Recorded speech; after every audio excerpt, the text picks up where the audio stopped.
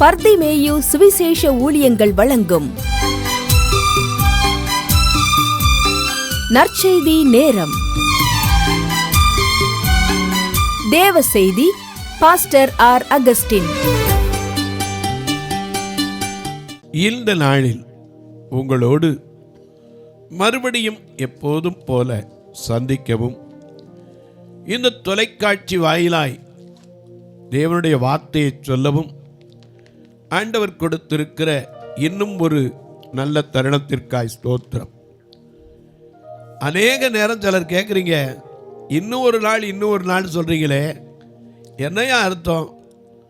மனித வாழ்க்கை எப்படிப்பட்டது தெரியுமா?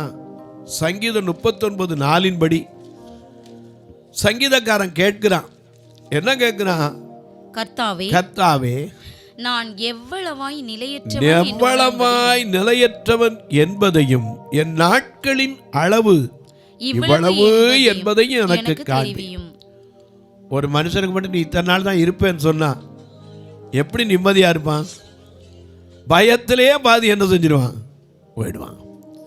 அதை விட யோபு இன்னும் கொஞ்சம் சொல்றாரு.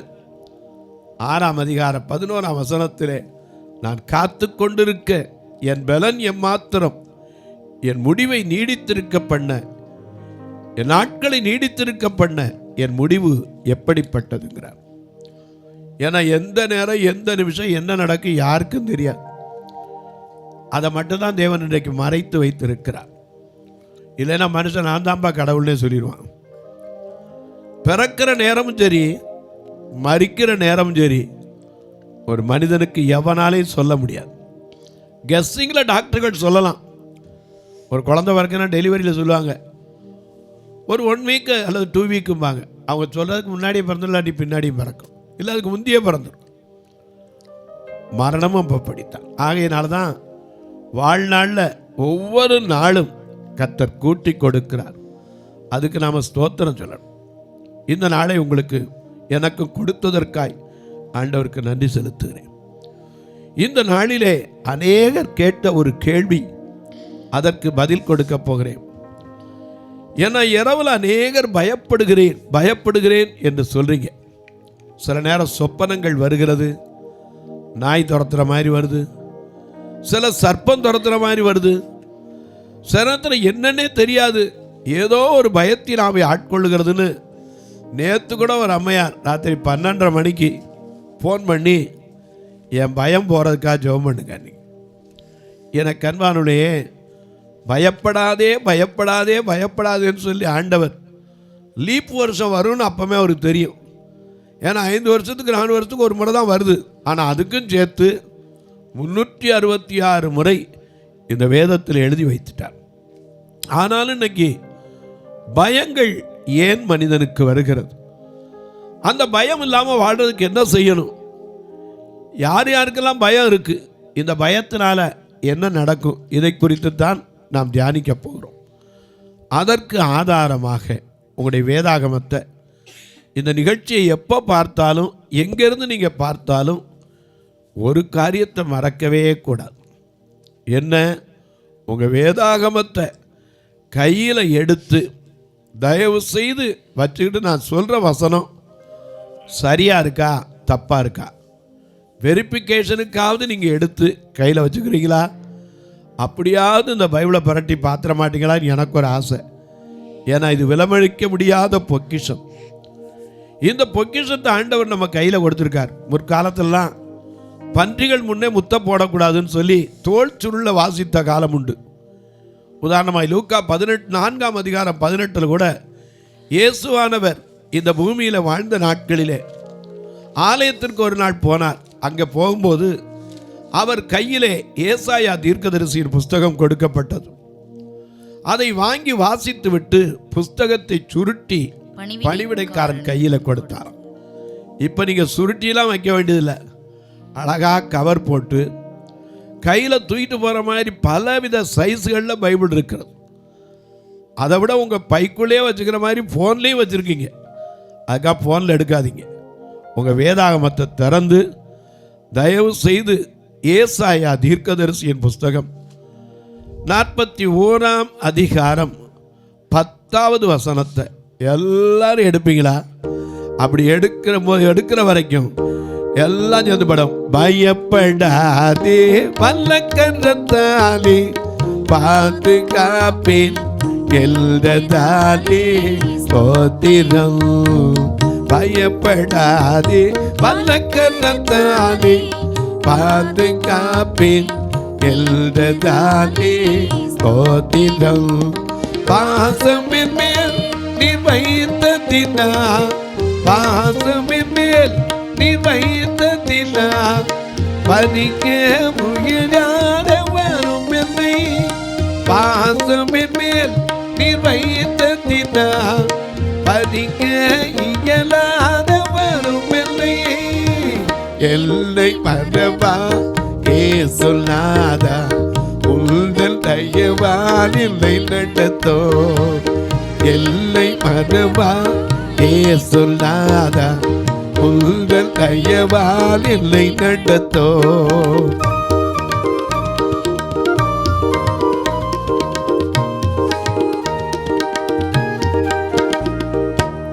உனக்கெதிராய் எழும்பும் ஆயுதம் வாய்த்திடாதென்று உரைத்ததாலே ஸ்தோத்திரம்.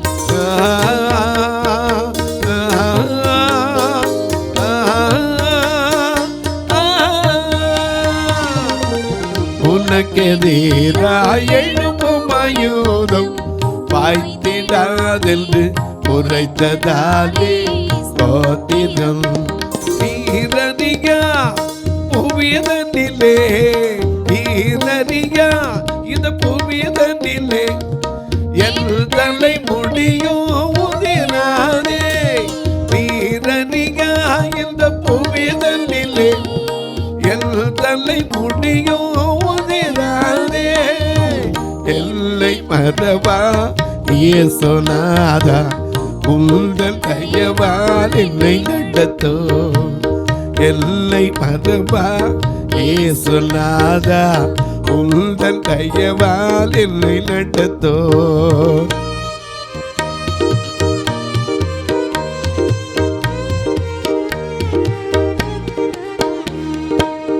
உன்னை தொடுவோர் எங்கள் மணியை தொடுவதாக உரைத்ததாலே ஸ்தோத்திரம்.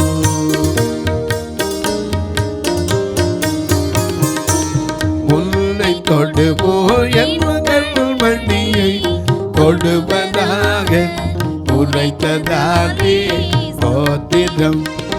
எப்படியும் உம் வருகையிலே, எப்படியும் உம் வருகையிலே ஏழை எல்லை சேர்த்திடுமே. எப்படியும் உம் வருகையிலே ஏழை எல்லை சேர்த்திடுமே. எல்லை மறவா ஏசுநாதா, உங்கள் தயவால் எல்லை நடத்தோ. எல்லை மறவா ஏசுநாதா, உங்கள் தயவால் எல்லை நடத்தோ.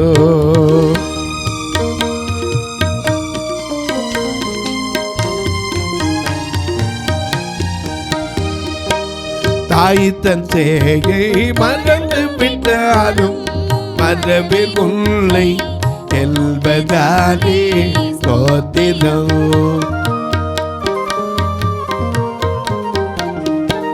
தாய் தன் சேயை மறந்து விட்டாலும் மரபில் உன்னை என்பதாலே ஸ்தோத்திரம். உள்ளங்கையில் பனைந்திடுமே என் உள்ளங்கையில் வல்லவர் எந்தல் புகழிடமே.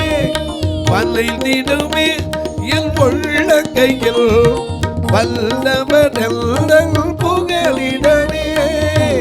என்னை மறவா ஏசுநாதா, உங்கள் தயவால் என்னை நடத்தோ. என்னை மறவா ஏசுநாதா, உங்கள் தயவால் என்னை நடத்தோ. எல்லாம் எடுத்திருப்பீங்க. ஏசாயா 41 அதிகாரம் 10 மிக அழகான ஒரு வசனம். நீ பயப்படாதே. நல்ல கவனிங்க. நீ பயப்படாதே, நான் உன்னுடனே இருக்கிறேன். எத்தனை கேரண்டி பாருங்க. ஒவ்வொரு பயப்பட்டு உட்கார்ந்து இருக்கிற ஒவ்வொரு சகோதரிக்கும், ஒவ்வொரு சகோதரனுக்கும், ஒவ்வொரு பெரியோருக்கும், சிறியோருக்கும், பிள்ளைகளுக்கும் சேர்த்து எழுதியிருக்கார், நீ பயப்படாதே. நீ முதல்ல பயப்படாம இருந்தால் தான் மற்றவங்களுக்கு தைரியம் சொல்ல முடியும். நாம் உட்காந்து பாடிட்டு பயந்துக்கிட்டு இருந்தா, பயப்பட மாட்டேன் பயப்பட மாட்டேன்னு சொல்லி பயந்துக்கிட்டு இருந்தா மற்றவங்களுக்கு இப்படி சொல்கிறது. முதல்ல நாம் பயப்படக்கூடாது. நாம் பாடுவோம், எல்லாத்துக்கும் பாடுவோம். என்ன பாடுவோம்? பயப்பட மாட்டேன், நான் பயப்பட மாட்டேன், பயப்பட மாட்டேன், நான் பயப்பட மாட்டேன், இயேசு என்னோடு இருப்பதனால், இயேசு என்னோடு இருப்பதனால். சொல்லுங்க, பயப்பட மாட்டேன், நான் பயப்பட மாட்டேன், பயப்பட மாட்டேன், நான் பயப்பட மாட்டேன், இயேசு என்னோடு இருப்பதனால், என் இயேசு என்னோடு இருப்பதனால்.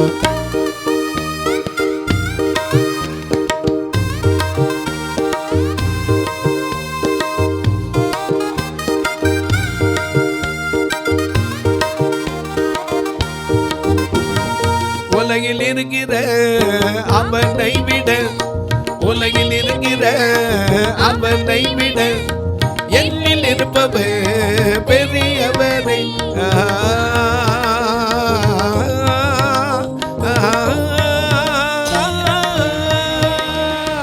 உலகில் இருக்கிற அவனை விட, உலகில் இருக்கிற ஐயா சாத்தானை விட என்னில் இருப்பவர் பெரியவரே, என்னில் இருப்பவர் பெரியவரே, என்னில் இருப்பவர் பெரியவரே. சொல்லுங்க, பயப்பட மாட்டேன், நான் பயப்பட மாட்டேன், பயப்பட மாட்டேன், நான் பயப்பட மாட்டேன், இயேசு என்னோடு இருப்பதெல்லாம், இயேசு என்னோடு இருப்பதெல்லாம்.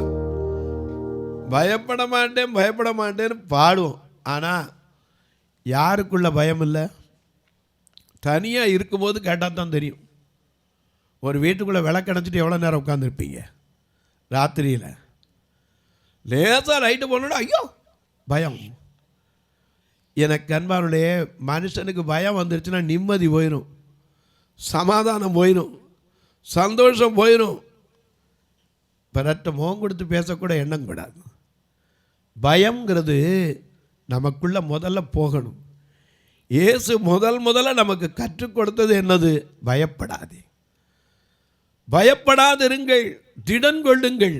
நம்மளை பார்த்து சொன்னார்ல, உங்கள் தேவன் உங்களுக்கு பதிலளிப்பார், அவர் நீதியை சரி கட்டுவார். ஏசாயா சொல்லுகிறார் 35:3-4, தளர்ந்த கைகளை திடப்படுத்துங்கள், தள்ளாடுகிற முழங்காலை பலப்படுத்துங்கள், மனம் பதறுகிறவர்களை பார்த்து நீங்கள் பயப்படாதீங்க. முதல்ல பயப்படாதீங்க. பயம்ங்கிறது மனுஷனுக்கு வந்துச்சுன்னா எத்தனை பேருடைய வாழ்க்கையில் நிம்மதி போயிடுது. முதல்ல தான் சொல்றார், நீ பயப்படாதே. முதல்ல நீ பயப்படாமல் இருந்தால் தான். எனக்கு அன்பானவர்களே, எங்கள் ஊரில் ஒருத்தர் இருந்தார். அவர் பேர் சொல்லக்கூடாது, இப்போ இல்லை, இறந்து போயிட்டார். அவர் ஒரு கட்ட பஞ்சாயத்து பேர் வழி. யார் காசு கொடுக்குறாங்களோ அவங்களுக்கு சாதகமாக பேசி முடிப்பார். இப்படி பேசி முடித்து அதுதான் அவருக்கு தொழிலாகவே இருந்துச்சு. கடைசியில் அநேக நாள் அதில் நிறையா சம்பாதிச்சார். அதில் விட்டு காணிக்கையும் கூட கொடுத்தார். எனக்கு அதுக்கப்புறம் தான் தெரியும் இவர் என்ன தொழில் செய்கிறாருன்னு. முதல்ல எனக்கு ஃபேன் வாங்கி கொடுத்தவர் அவர் தான்.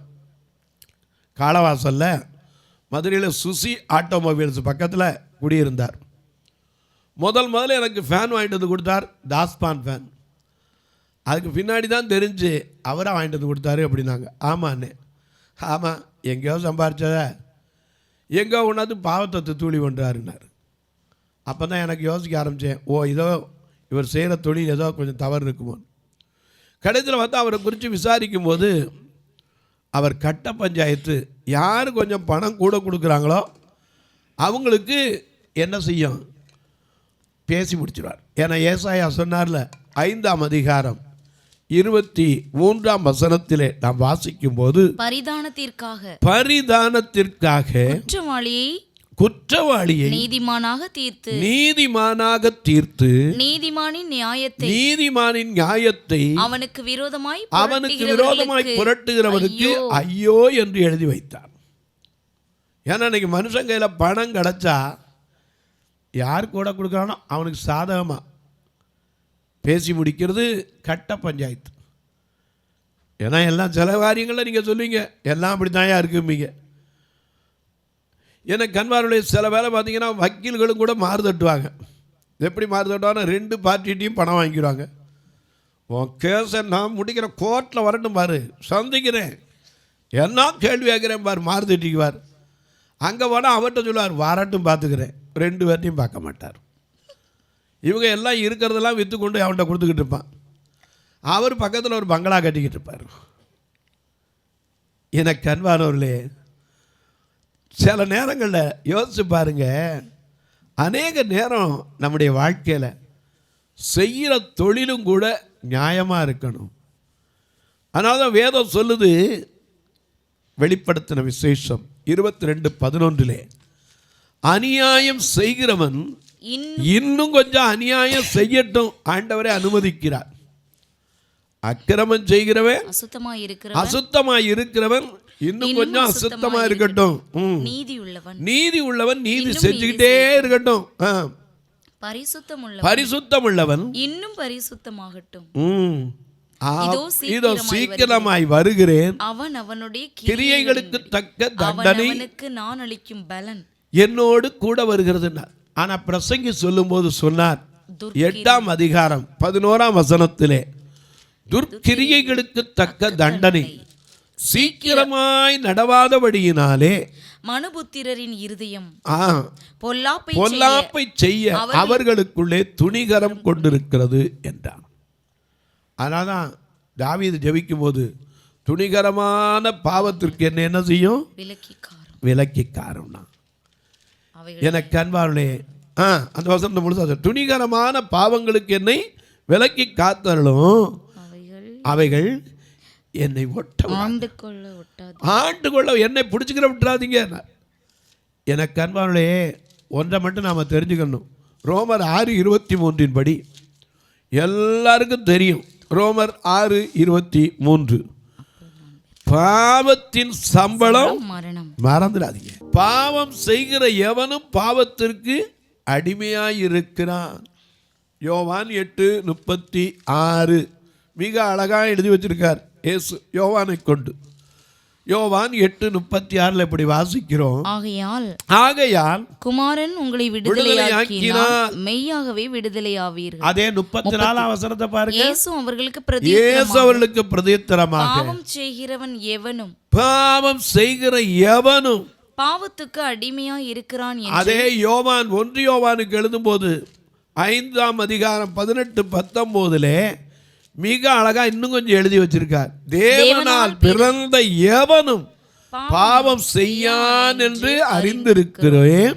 தேவனால் பிறந்தவன் தன்னை காக்கிறான், பொல்லாங்கன் அவனை தொடவே மாட்டான். நாம் தேவனால் உண்டாயிருக்கிறோம் என்றும் உலகம் முழுவதும் பொல்லாங்கனுக்குள் வீழ்ந்து கிடக்கிறது என்றும் அறிந்திருக்கிறோம். ஆனா அவர் சர்ச்சுக்கு போவார். அதுதான் எனக்கு பிரச்சனை. இவ்வளவு கட்ட பஞ்சாயத்து பண்ணுறவர் ஆண்டவர்கிட்ட போகலாமா? ஆண்டவர் எந்த இடத்துலையும் கட்ட பஞ்சாயத்து பண்ணதே கிடையாது. எந்த இடத்துலையும் இந்த வேதத்தில் கட்ட பஞ்சாயத்தை குறித்து ஒரு வார்த்தை எழுதல். இதில் கட்ட பஞ்சாயத்து பண்ணி பண்ணி பண்ணி வீடு கட்டினார், கார் வாங்கினார், பங்களா வாங்கினார், எல்லாம் வாங்கினார். நிம்மதியை வாங்க முடிஞ்சா? இல்லை. அநேகர் வடித்த கண்ணீர், அந்த கண்ணீர் இவரை சுத்த ஆரம்பிச்சிச்சு. எனக்கு அன்பானே, பாவம் என்ன செய்யுமா? பாவம் உன்னை தொடருமே, பாவம் உன்னை தொடருமே, சாபம் கொல்லுமே, பாவம் உன்னை தொடருமே, சாபம் கொல்லுமே, எல்லில் பலாவும் எல்லாமே பாவம் என்னில் பலாபம் எல்லாமே சாபம் ஆகும் காலமே. வாலிப நாளில் உன் தேவனை தேடி போடிவா. என்னில் பலாபம் எல்லாமே பாவம் ஆகும் காலமே. பாவம் ஒரு மனுஷனை தொடரும். பாவத்தின் சம்பளம் மரணம். என்னாச்சு தெரியுமா? கடைசியில் அதுவே அவருக்கு பயமாக மாறிடுச்சு. இந்த பஞ்சாயத்து பண்ண அந்த சாபம்லாம் இவரை துரத்த ஆரம்பிச்சிட்டு. வீட்டுக்குள்ளே உட்காந்தா பயம், வெளியே உட்காந்தா பயம், வெளியே போனால் பயம். வீட்டுக்குள்ளே உட்காந்துக்கு அந்த பாரு வந்துட்டான் பாரு, இந்த வந்துட்டான் பாரு, இந்த வந்துட்டான் பாரு. நேரம் போய் பார்த்தா ஒருத்தனும் இருக்க மாட்டான். ஸ்கூட்டரில் ரொம்ப பாரு, இந்த பின்னாடியே துரத்துறான் பாரு, துரத்துறான் பாரு பாரு. நீதிமொழிகள் 28:1 வாசிக்கிறோம், ஒருவனும் தொடராதிருந்தும் துன்மார்க்கன் ஓடி போகிறான். ஒருவனும் விரட்ட மாட்டான். ஆனால் அவனுக்கு என்ன இருக்கும்? அவன் பயமே, அவன் செஞ்ச பாவமே அவன் என்ன செய்யும்? துரத்துது. இப்படி ஓடி போய் எழுதின வேலைக்கு போகல, வீட்டை விட்டு வெளியே போக மாட்டார், எங்கேயும் போக மாட்டார், இப்படியே உட்காந்துருந்தார். கடைசியில் ஒரு நாள் ஸ்கூட்டரில் போகும்போது துரத்துறான் ஓடி போய் ரோட்டில் போகும்போது நடுவில் இருக்கிற செவர் தெரியாமல் அந்த செவத்தில் மோதி கீழே விழுந்தார். அடிபட்டு தன் உயிரை விட்டார். என்ன லாபம்? எனக்கு அன்பார்களே, பயப்படாதீங்க ஐயா. பயத்தின் ஆவி மட்டும் ஒரு மனுஷனுக்குள்ளே வந்துருச்சுன்னா நிம்மதி போயிடும், சந்தோஷம் போயிடும், சமாதானம் போயிடும். இன்னைக்கும் உங்கள் மனசுக்குள்ள எப்பவும் பயத்தின் ஆவிக்கு இடம் கொடுக்காதீங்க. தேவன் அதனால தான் தீமோத்தேயுக்கு எழுதும்போது எழுதுகிறார், தேவன் நமக்கு பயமுள்ள ஆவியை கொடாமல். 1 தீமோத்தேயுவில் எழுதுறாரு, பயமுள்ள ஆவியை கொடாமல். என்ன எழுதியிருக்காரு? 2 தீமோத்தேயு 1:7. தேவன் நமக்கு பயமுள்ள ஆவியை கொடாமல் பலமும் அன்பும் தெளிந்த புத்தியும் உள்ள ஆவியை கொடுத்திருக்கிறார். அதனால பயத்தை விட்டுருங்க. இன்னைக்கு இருந்து மனசில் இருக்கிற பயம் எதுனால வருதோ அதை குறித்து பின்னாடி சொல்லிக்கிட்டே வரேன். இன்னைக்கு முதல்ல நீ பயப்படாதே. இன்னைக்கு சொல்லுங்க, நான் பயப்பட மாட்டேன். நான் என்ன செய்ய மாட்டேன்? பயப்பட மாட்டேன். உண்மையாக உத்தமமாக இருந்தால் ஏன் பயப்படணும்? யாருக்கு பயப்படணும்? நாம் பயப்பட வேண்டியது ஒரே ஒருத்தருக்கு, கர்த்தருக்கு பயப்படுதலே ஞானத்தின் ஆரம்பம். மறந்துடாதீங்க. தொலைக்காட்சியில் பார்க்கிற என் அன்பு மக்களே, அந்த நிகழ்ச்சியை நாள்தோறும் பார்க்குறீங்க, பரவசம் அடைகிறீங்க. சிலர்லாம் எங்கெங்கோ இருந்து பார்த்துட்டுலாம் கேட்குறீங்க. இன்னைக்கு கூட காலைல ஒருத்தர் சிங்கப்பூர்லேருந்து ஃபோன் பண்ணார். ஃபோன் பண்ணி சொன்னார், யூடியூப்பில் பார்த்தேன் ஐயா, 2 கண்ணு தெரியாமல் இப்படி ஒரு சத்தியத்தை சொல்கிறதுக்கு ஆண்டவருக்கு ஸ்தோத்திரம் ஐயாண்டார். நான் சொன்னேன், அதே கடைசி வரைக்கும் சொல்லுங்கள். ஏன்னா மனுஷனை ஒரு நாள் பெருமைப்படுத்தக்கூடாது, எல்லா புகழும் அவருக்குரியது. அதனால் அவருக்கே சொல்லுங்கள். அவர் பார்த்துட்டு சொன்னார், நான் தமிழ்நாடு வந்தேன்னா கண்டிப்பாக உங்களை சந்திக்கிறேன், இல்லைன்னா எங்கள் நாட்டுக்கு உங்களை கூட்டிகிட்டு வர முயற்சிக்கிறேன்னார். அதனே ஆண்டவர் சித்தம் எதுவோ அது நடக்கட்டும். இப்படியெல்லாம் பல பேர் பார்க்குறீங்க. ஒரு காலத்தில் கண்ணு தெரியாட்டா ஒன்றுக்கு ஆகாது, யாருக்கும் பிரயோஜனம் இல்லை, ஓரம் தள்ள வேண்டியது. ஏன்னா பரிதிமேயை போல் ரோட்டில் தான் உட்காந்துருக்கணுங்கிற நிலைமை இருந்துச்சு. ஆனால் என்னைக்கு பரிதிமேயின் கண்களை கர்த்தர் திறந்தாரோ அன்னையிலிருந்து இன்னைக்கு வரைக்கும் ஆண்டவர் கண்களை திறந்தாச்சுன்னா நாம் சும்மா இருக்க மாட்டோம், ஏதாவது செய்யணும், எந்த பயமும் வராது.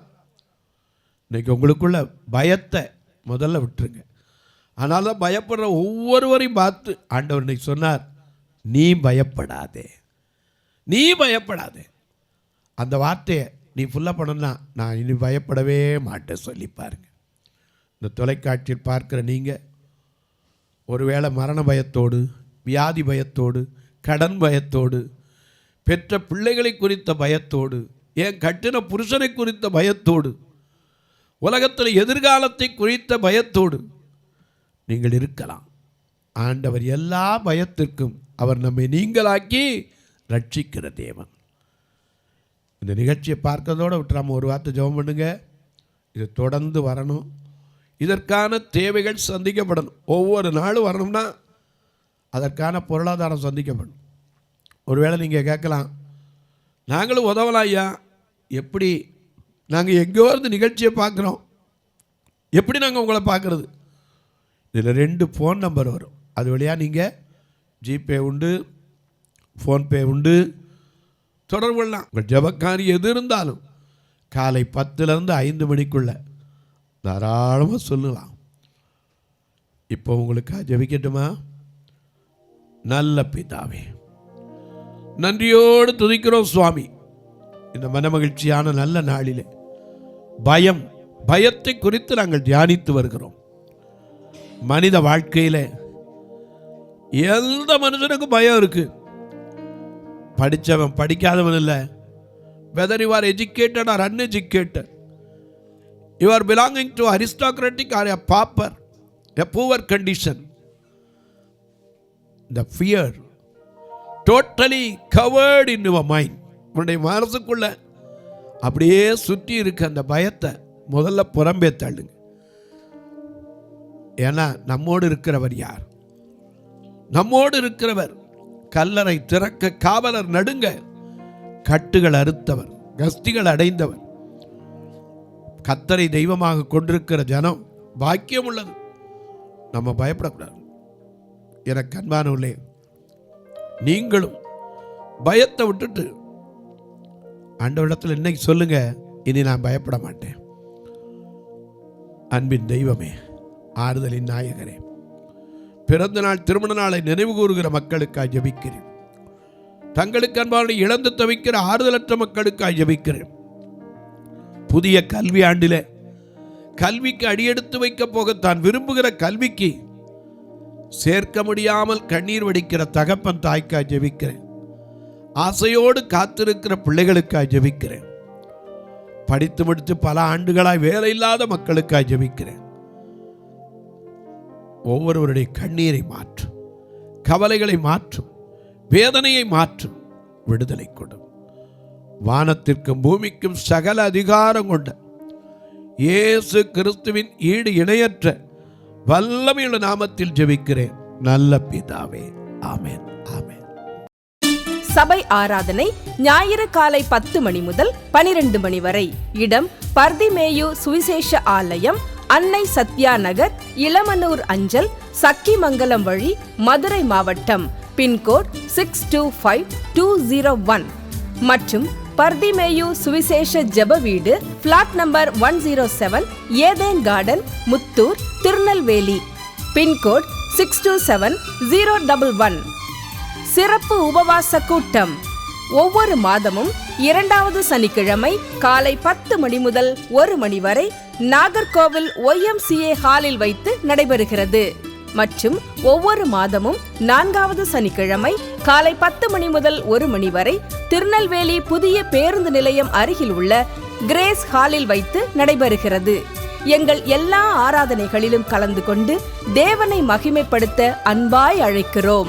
உங்கள் உதாரத்துவமான காணிக்கைகளினால் இவ்வூழியத்தை தாங்க விரும்பினால் R. Augustine, account number 5021364331, IFSC code IDIB 000B066, Indian Bank, BP Kulam, Madurai. GPay number 98421819117, BGM ministries மற்றும் 9442559772, பிளைண்ட் மினிஸ்ட்ரீஸ் அகஸ்டின்.